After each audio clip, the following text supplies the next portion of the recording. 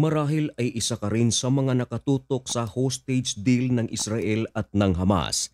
Kahit buong mundo, mga social media, mga news agency worldwide ay nakatutok sa pangyayari sa pagitan ng Israel at ng Hamas, lalong-lalo na ngayong araw na ito, Sabado, February 15, 2025. Nakatakda na ang Israel at Hamas ay magpapalitan na naman ng kanilang mga bihag. Hindi kontento si Donald Trump sa sinabi ng Hamas na magpapakawala ito ng 3. Pero ayon kasi kay Donald Trump, lahat na ay palabasin na at kung hindi, all hell will break loose. Pero sa likod ng mga isyong ito, merong isang napakalaking balita ang sumabog sapagat nabulgar ang talagang plano ng Israel at ng United States of America na pag-atake sa nuclear site ng Iran. Yan ang ating pag-uusapan sa videong ito.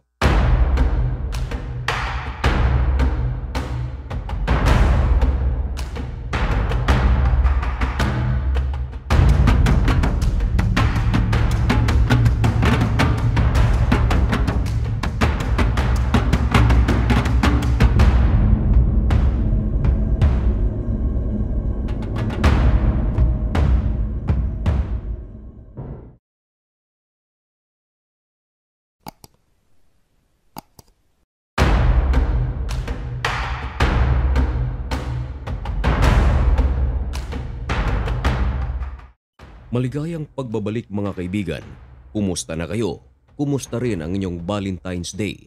Ngayon ay February 15, 2025. Isang napakainit na balita ang ating ihahatid sa inyo sapagat nabulgar kahapon lamang ang plano ng Israel at ng United States of America na atakihin ang nuclear site ng Iran. Marahil ay isa ka rin sa mga nag-aabang sa sitwasyon ngayon sa pagitan ng Israel at ng Hamas sapagat ngayong araw na ito ay nakatakda na ang Hamas at Israel ay magpapalitan ng mga bihag.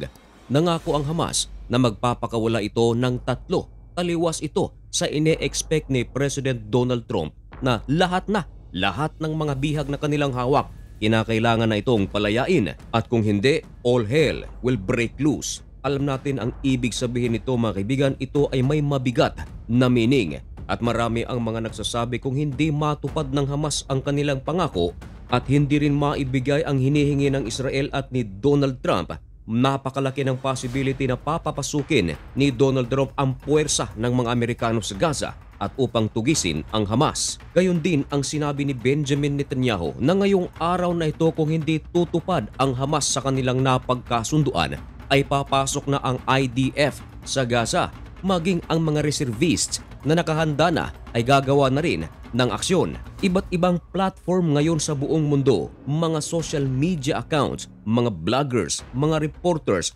news agency worldwide ay nakatutok sa ilang oras na lamang mula ngayon sa muling pagtatagpo ng Israel at Hamas upang magpakawala ng bihag. At ilang oras na lang din ay malalaman na ang tunay na aksyon ng Israel at ng United States of America at ito ay magdedepende sa kung ano ang behavior na gagawin ng Hamas. At kapansin-pansin na meron tayong mga hindi naiisip dahil ang ating mga pag-iisip ngayon ay nakatuon sa isang importanteng pangyayari.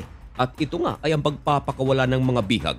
Pero sa likod ng isyong ito, merong isang napakatinding balita ang sumabog. At ano ito? Bakit pati ang Tehran at ang IRGC ay niyanig dahil sa balitang ito? Maging ang Hamas, Hezbollah at maging ang Houthis ng Yemen. Kanina lamang mga kaibigan ay naglabas ng balita ang The Times of Israel.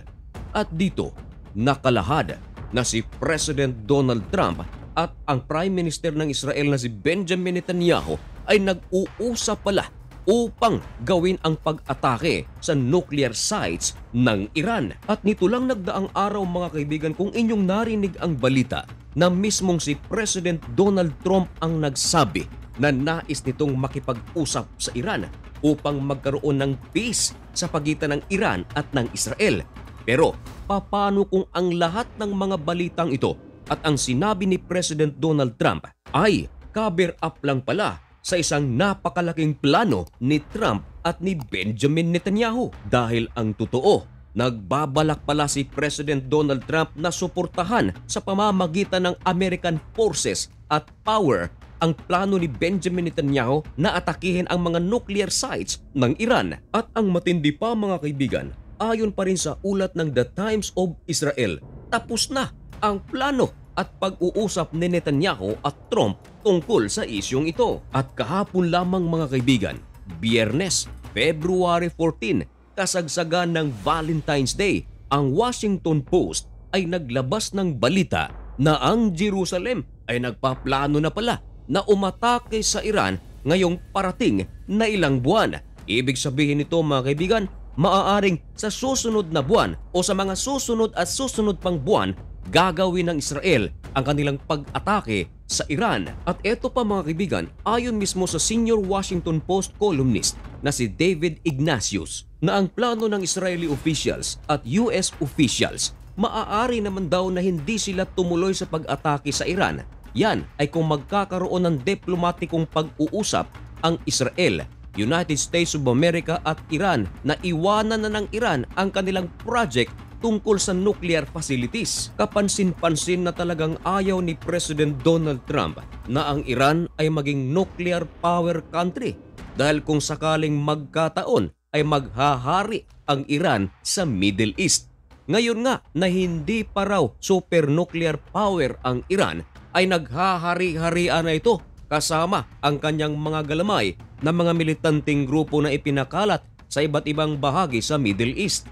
Ano pa kaya pag meron na silang nuclear weapon? Tingnan natin mga kaibigan ang North Korea.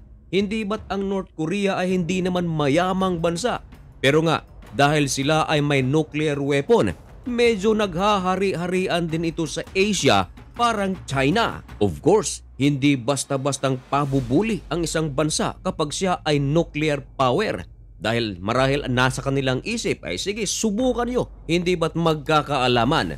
Yan marahil ang iniisip ng Iran. Dati na ring sinabi ng Saudi Arabia at iba pang mga Arab countries, tutol sila sa pagkakaroon ng nuclear weapon ng Iran. At tandaan, ang mga country na tutol sa nuclear power ng Iran ay aliado ng United States of America. Marahil napakalaki ng factors ng Arab world para maging matatag si Netanyahu at si Donald Trump na huwag ituloy ang nuclear power project ng Iran. At ito ay sa pamamagitan ng pagpipressure sa Iran. Ano ang inyong masasabi tungkol sa usaping ito? Ipaalam ang inyong mga komento dyan sa comment section at malugod ko po iyang babasahin. Sang-ayon ba kayo sa ginagawang hakbang ni Prime Minister Benjamin Netanyahu at ng Estados Unidos na pigilan na maging nuclear power country ang Iran? At antabayanan lamang ang susunod na kaganapan sa Middle East, sa Israel at Hamas, sa Amerika at sa ibang panig ng mundo dito lang sa Usapang Banal. Kaya para maging updated ka, isubscribe mo na rin ang napakaliit nating channel na ito. Hanggang dito na lamang muna ang video ito. May God bless you and thank you so much for watching. Goodbye.